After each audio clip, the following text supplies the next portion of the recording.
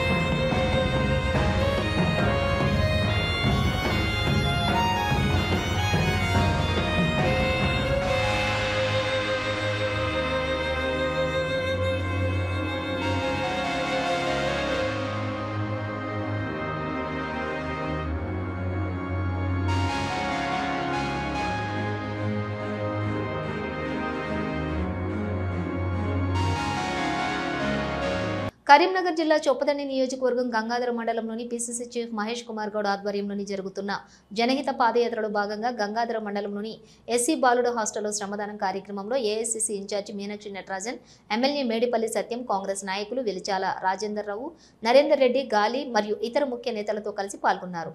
మంత్రి పొన్నం ప్రభాకర్ ప్రజల్లో సేవాభావం పెంపొందించడమే ఈ శ్రమదానం యొక్క కార్యక్రమం యొక్క ప్రధాన లక్ష్యమని, గ్రామాభివృద్ధి, సమాజ అవసరాలకు తోడ్పడే దిశగా కాంగ్రెస్ పార్టీ ఎల్లప్పుడూ కూడా ప్రజలతో కలిసికట్టుగా ఉంటుందని అన్నారు మంత్రి పొన్నం ప్రభాకర్ గౌడ్. ఎన్నికల ముందు ఇచ్చిన హామీ మేరకు మెగా డిఎస్సితో యువత కలను నిజం చేసింది కూటమి ప్రభుత్వం అని అన్నారు. ఎమ్మెల్సీ భూమిరెడ్డి రామ్ గోపాల్ రెడ్డి ముఖ్యమంత్రిగా ప్రమాణ స్వీకారం చేసిన వెంటనే ఆయన మొదటి సంతకంగా మెగా డిఎస్సి పైన చేయటం ముఖ్యమంత్రి చంద్రబాబు చిత్తశుద్ధికి నిదర్శనమన్నారు. ఎమ్మెల్సీ భూమిరెడ్డి రామ్ గోపాల్ రెడ్డి. అందరికీ నమస్కారం. ఎన్డీఏ ప్రభుత్వం ఎన్నికల ముందు హామీ ఇచ్చిన మేరకు రాష్ట్రంలో ఉన్న నిరుద్యోగ ఉపాధ్యాయులందరికీ ఉద్యోగ అవకాశాలు కల్పించాలనే సత్సంకల్పంతో మెగా డిఎస్సి నిర్వహించడం జరిగింది. గౌరవ ముఖ్యమంత్రి గారు ప్రమాణ స్వీకారం చేసిన తర్వాత బాధ్యతలు తీసుకున్న మొదటి రోజే మొదటి సంతకంగా మెగా డిఎస్సి పైన ఆయన సంతకం చేసి దాదాపు 16,347 టీచర్ పోస్టుల భర్తీకి కార్యాచరణను శ్రీకారం చుట్టడం జరిగింది. ఇంత పెద్ద ఎత్తున ఈ ప్రక్రియ ప్రారంభమై రాష్ట్రంలో వేలాదిగా ఎదురు చూస్తున్న నిరుద్యోగ యువతీ యువకులకు టీచర్ ఉద్యోగాలు ఒకవైపు ప్రభుత్వం కల్పిస్తుంటే, జగన్మోహన్ రెడ్డి గారు ఆయన వందిమాగాదులు, ఆయన ఒత్తాసు పలుకుతున్న మీడియా దీన్ని సహించలేకుండా మళ్ళీ నిరుద్యోగులలో, అంతేకాకుండా ప్రస్తుతం అర్హత సాధించిన వారందరిలో కూడా గందరగోళం నింపేదానికి ప్రయత్నాలు జరుపుతూ ఉంది. ఏదైనా నోటిఫికేషన్ ఇచ్చేటప్పుడు అన్ని విషయాలను కూడా కూలంకషంగా పరిశీలించి ఆప్షన్లకు సంబంధించి కూడా ఆ రోజే ముందుగా ఆ నోటిఫికేషన్లో చెప్పడం జరిగింది. రిజర్వేషన్లకు సంబంధించి కూడా ఆ నోటిఫికేషన్లోనే స్పష్టంగా చెప్పడం జరిగింది. ఇప్పుడు మెరిట్ లిస్టు విడుదలై రేపటి నుంచి ఎవరైతే అర్హత సాధించారో, ఎవరైతే ఉద్యోగాలు పొందుతున్నారో వారందరికీ సర్టిఫికెట్ల వెరిఫికేషన్ కూడా రేపు ప్రారంభం కావడం జరుగుతోంది. మరో 10-15 రోజుల్లో వాళ్ళందరికీ కూడా నియామక పత్రాలు అందజేసి వారికి పాఠశాలను కూడా కేటాయించడం జరుగుతుంది. కానీ వీళ్ళల్లో ఈ ఉద్యోగాలు సాధించిన ఆనందంలో వీరంతా ఉంటే సాక్షి పత్రికకు కానీ లేకపోతే జగన్మోహన్ రెడ్డి గారికి కానీ చాలా ఇబ్బంది పడడం జరుగుతోంది. ఎవరు కూడా ఎలాంటి అభ్యంతరాలు వ్యక్తం చేయకోకుండా ఇంకా డిఎస్సిలో నో ఆప్షన్, అంతేకాకుండా పరీక్షకు ముందే పోస్టుల ప్రాధాన్యతను ఆయా ఉద్యోగార్థులు ఎంపిక చేసుకోవడం జరిగింది. మళ్ళీ ఎడిట్ ఆప్షన్ ఇవ్వాలని చెప్పి ఈరోజు ఎవరైతే ఉద్యోగాలు పొందారో వారిలో గందరగోళానికి శ్రీకారం చుట్టే ప్రయత్నం జరుగుతోంది. ఈ సందర్భంగా ఈ ఉద్యోగాలు పొందుతున్న నిరుద్యోగ యువతీ యువకులందరికీ కూడా విజ్ఞప్తి చేసేది ఒకటే, ఎంతో బాధ్యతగా మీకు ఇచ్చిన మాట మేరకు రాష్ట్ర ఆర్థిక పరిస్థితి అంతంత మాత్రంగా ఉన్నా గతంలో జగన్మోహన్ రెడ్డి గారు 23,000 పోస్టులు భర్తీ చేస్తా అని చెప్పి మీ అందరికీ కూడా మోసం చేసిన పరిస్థితులలో మీకందరికీ అవకాశాలు కల్పించాలనే సదుద్దేశంతో 16,347 పోస్టులను భర్తీ చేయడం జరిగింది. ఆనాడు కాంగ్రెస్ పార్టీ ఎన్నికల మేనిఫెస్టోలో మమ్మల్ని గెలిపించండి, మీకు ఫిక్స్డ్ వేతనం ఇస్తామని మాట ఇచ్చిందని, ఇచ్చిన మాట నిలబెట్టుకోవాలని అన్నారు మాజీ మంత్రి సిద్దిపేట ఎమ్మెల్యే హరీష్ రావు. రేవంత్ రెడ్డి మీరు ఏ మాట ఇచ్చారో ఆ మాట నెరవేర్చండి అని అడుగుతున్నారు. ఇది కొత్త విషయం కాదు. ఇచ్చిన మాట ప్రకారం హామీని నెరవేరుస్తారా లేదంటే ఉద్యమించమంటారా అని ప్రశ్నించారు హరీష్ రావు.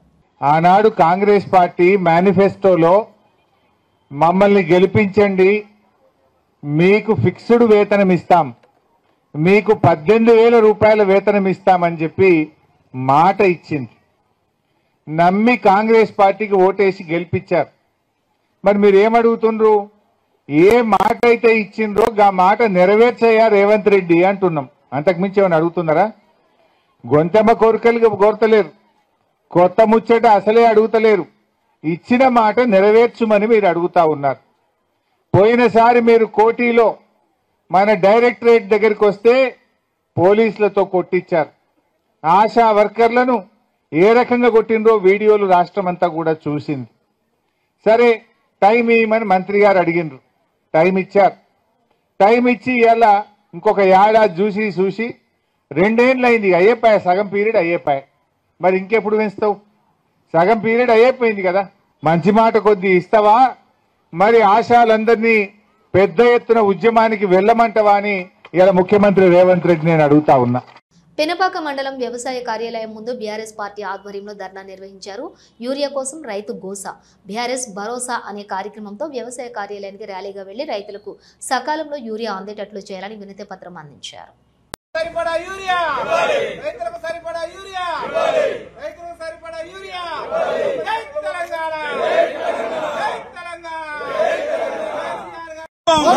కేటీఆర్ గారి నాయకత్వం, జై తెలంగాణ. రైతులకు యూరియా వెంటనే, రైతులకు యూరియా వెంటనే. ఇదే మీ రాజ్యం, ఇదే మీ రాజ్యం,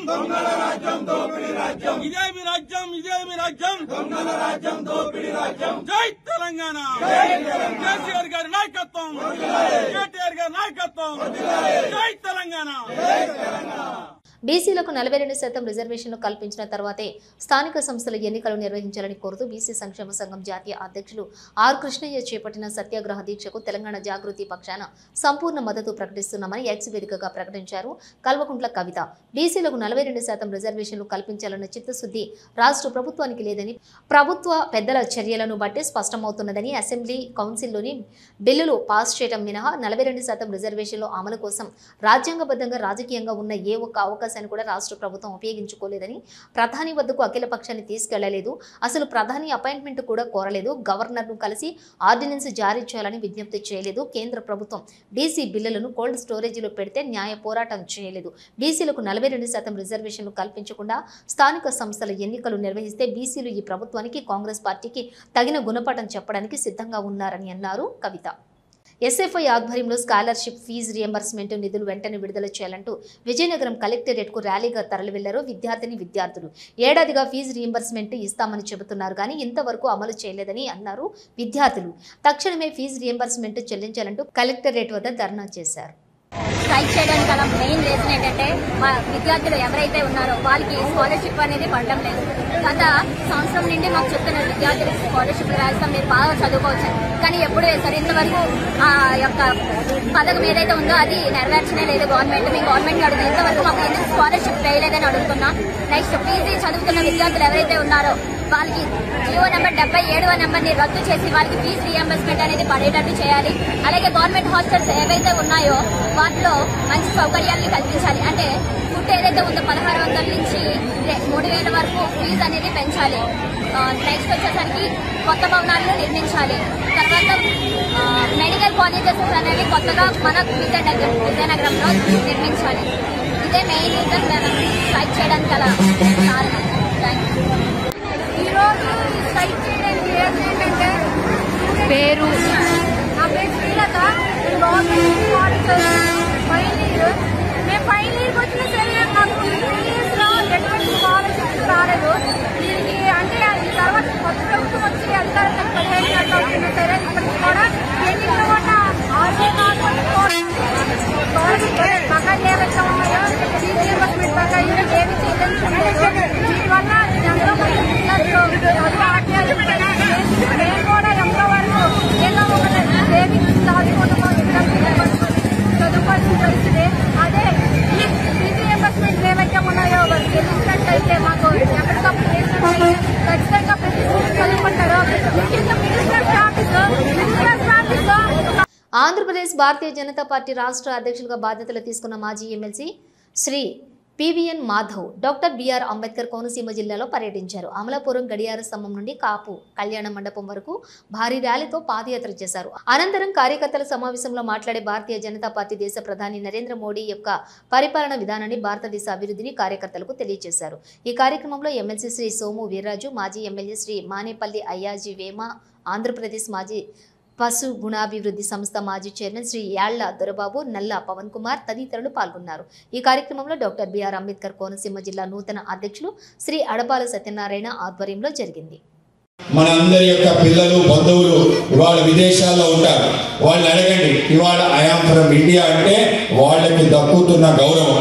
పర్సన్స్ ఆఫ్ ఇండియన్ ఆరిజిన్ ఎవరైతే శతాబ్దాల క్రితం అంటే ఎన్ఆర్ఐస్ అంటే మనవాళ్ళు, కానీ అనేక శతాబ్దాల క్రితం మన ప్రాంతం నుంచి వెళ్ళి అక్కడే ఉండిపోయిన అనేక మంది భారతీయులను చెప్పుకోకుండా బ్రతుకుతున్న అందరూ కూడా ఇప్పుడు సగర్వంగా నిలిచి మేము భారత సంతతికి సంబంధించిన వాళ్ళం అని సగర్వంగా నిలబడే ఒక తరుణం ఇవాళ వచ్చిందంటే దానికి కారణం మన నేత నరేంద్ర మోడీ గారు. కనుక ఆయన యొక్క నేతృత్వం ఏదైతే ఉందో అనేక రకాలుగా అతి పేద కుటుంబంలో పుట్టి అంచెలంచెలుగా ఆయన యొక్క కృషి పట్టుదల క్రమశిక్షణ కారణంగా ఆయన ఆ స్థానానికి రావడం జరిగింది.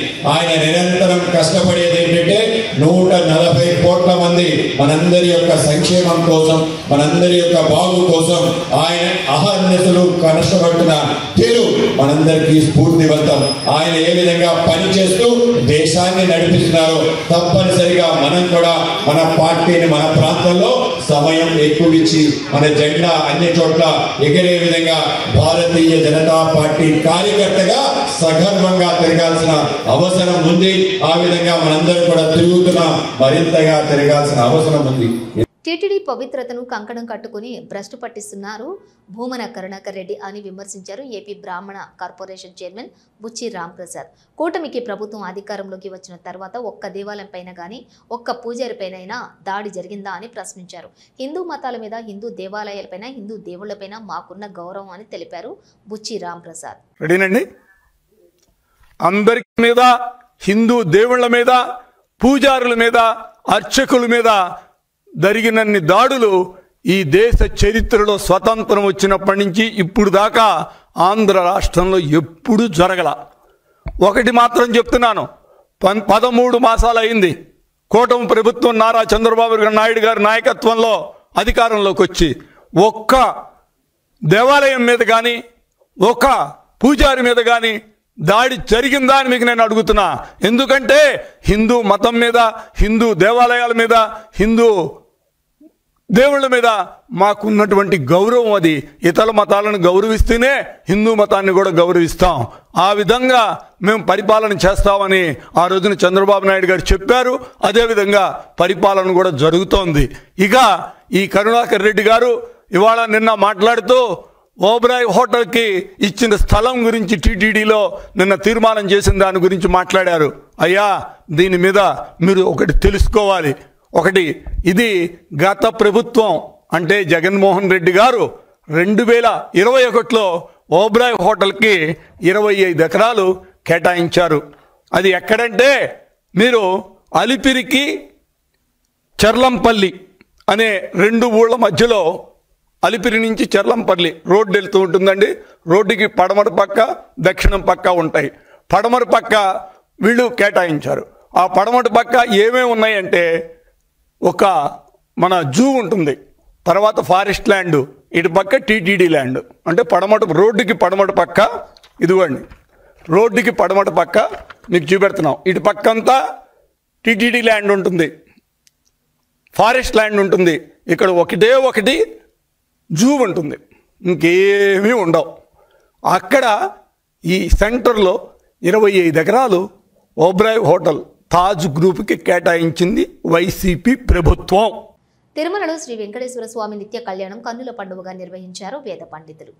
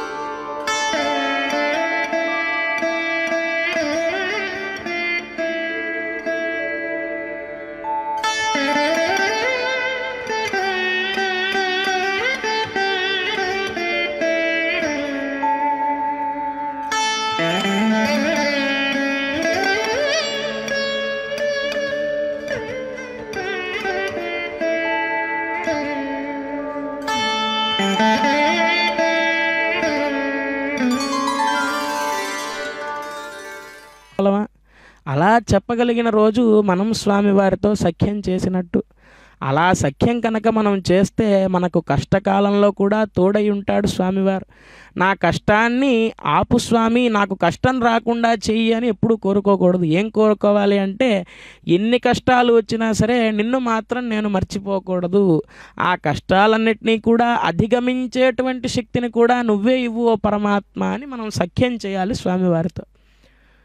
సఖ్యం, ఆత్మ నివేదనం, ఇలా ఈ నవవిధ భక్తి మార్గాలను మనం ఆచరించగలిగితే కనుక మన ఆత్మ నివేదనాన్ని ఎలాగైతే బలిచక్రవర్తి త్వదీయం వస్తు గోవింద తుభ్యమేవ సమర్పజే అని అన్నట్లుగా నువ్వు ఇచ్చినటువంటి ఈ శరీరాన్ని మరలా నీకే సమర్పించేస్తున్నా స్వామి అని ఆత్మ నివేదన భక్తితో బలిచక్రవర్తి సర్వము కూడా అర్పించాడో స్వామివారికి, అలా ఆత్మ నివేదనాన్ని నిర్వర్తించుకోవాలి.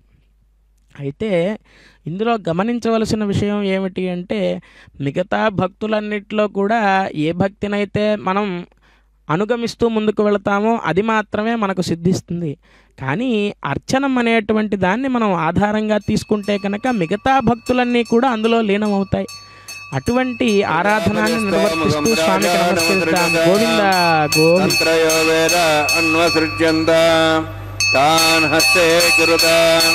అధా సీతా సావిత్రీ సుమంగళీర్యం మధురిమాగం సమేతవస్యద సౌభాగ్యమత్వై దత్వాయాధాస్తం వివరేదన శ్రియే జాత శ్రియా నిర్యాయ శ్రీ అంబయో చతుర్భ్యో దాది శ్రీ అంబసానామృతమాయన్ భవంతి సత్యా సమిధాం దద్రౌ.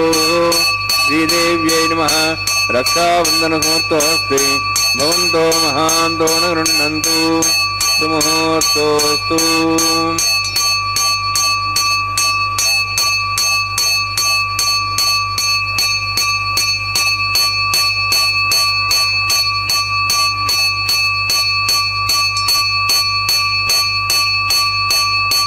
ప్రజాపతిస్తోముఖం రాజా నమసృజత తంత్రయో వేద అన్వసృజ్యంత తాన్ హస్తే గురుత అధా సీతా సావిత్రీ సుమంగళీర్యం మధురిమాగం సమేతపశ్చాద సౌభాగ్యమత్వై దత్వాయాదాస్తం విపరేతన.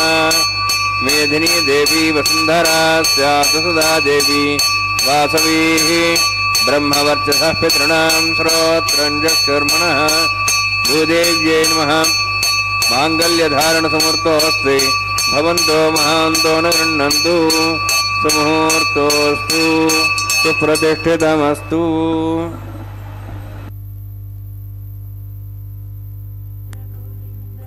గోవింద హరి గోవింద.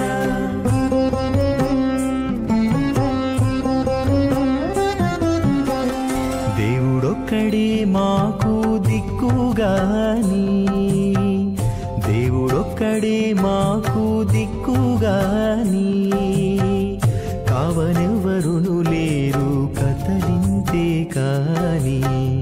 దేవుడొక్కడే మాకు దిక్కుగాని, కావనెవ్వరును లేరు కతలింతే కాని. దేవుడొక్కడే మాకు దిక్కుగాని, దిక్కుగాని. Govinda Govinda Govinda Govinda Govinda Govinda Govinda Govinda.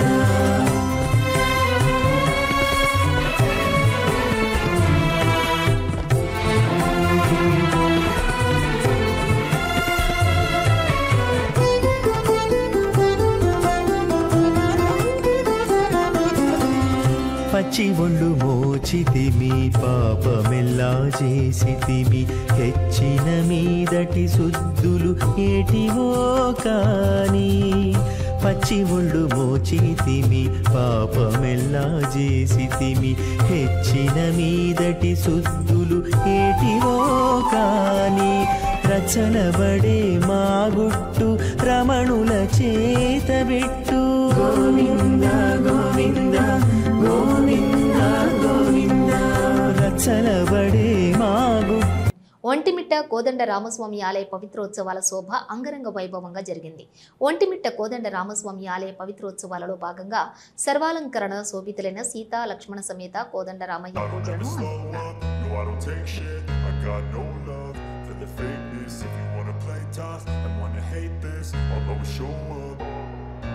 I don't ever slow up, no I don't take shit. I got no love for the fakeness. If you wanna play tough and wanna hate this, I'll always show up and make a statement. I don't ever slow up, no I don't take shit. I got no love for the fakeness. If you wanna play tough and wanna hate this, I'll always show up and make a statement. Everything I do so instinctive and so passionate. Every word I move so descriptive like an adjective. I got a vendetta against people who patented being negative when you should be getting after it.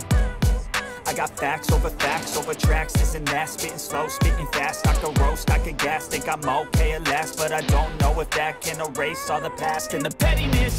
A reflection of the emptiness, hilarious. You think you're worth my time, you're delirious, mysterious, because you hide behind a fake exterior, inferior. You know I'll always be a bit superior. Get off of me, this ain't no humble brag. I want you to hear words, you can say them back. I want you to feel free from the chains at last, and to believe in what you got. You was built to. 3 సార్లు board సభ్యునిగా తిరుపతి స్థానికుడిగా ఒబెరాయ్ హోటల్కు TTD స్థలం ఇవ్వడం సరైనది కాదు అని మాట్లాడారు. సరైన సమాధానం ఇవ్వకుండా ముఖ్యమంత్రి చెప్పారు. బోర్డు సమావేశంలో నిర్ణయం తీసుకున్నాం, అపవిత్ర కార్యక్రమాలు జరగకుండా ఆపాము అని చెప్తున్నారు. ఎదురుగా ఉన్నది పవిత్రమైన స్థలం కాదా అని బొల్లినాయుడును అడుగుతున్నా. టీటీడీ నుంచి టూరిజంకు ఇస్తున్న స్థలం పవిత్రమైనది కాదా అని ప్రశ్నించారు భూమన కరుణాకర్ రెడ్డి. టీటీడీ స్థలాన్ని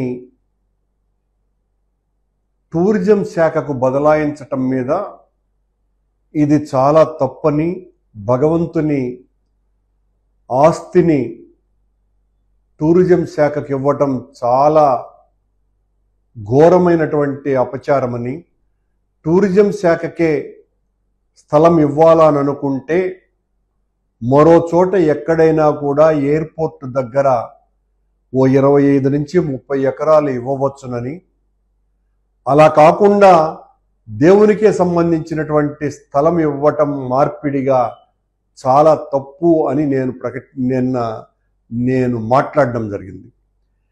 దానికి సంబంధించి నిన్న రాత్రి టీటీడీ ముఖ్య ప్రజా సంబంధాల అధికారి పేరుతో ఒక రాజకీయ ప్రేరితమైనటువంటి ప్రకటన బిఆర్ నాయుడు గారు చేయించినారు, అధ్యక్షుల వారు.